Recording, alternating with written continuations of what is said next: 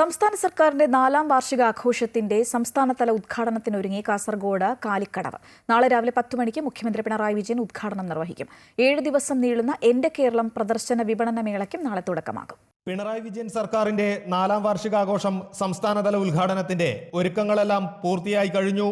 കാലിക്കടവ് മൈതാനിയിൽ 73,923 ചതുരശ്ര അടി വിസ്തീർണമുള്ള പന്തലാണ് സർക്കാരിന്റെ 4ാം വാർഷികാഘോഷ ചടങ്ങുകൾക്കും എന്റെ കേരളം പ്രദർശന വിപണന മേളയുടെ സംസ്ഥാനതല ഉദ്ഘാടനത്തിനുമായി ഒരുക്കിയിട്ടുള്ളത്.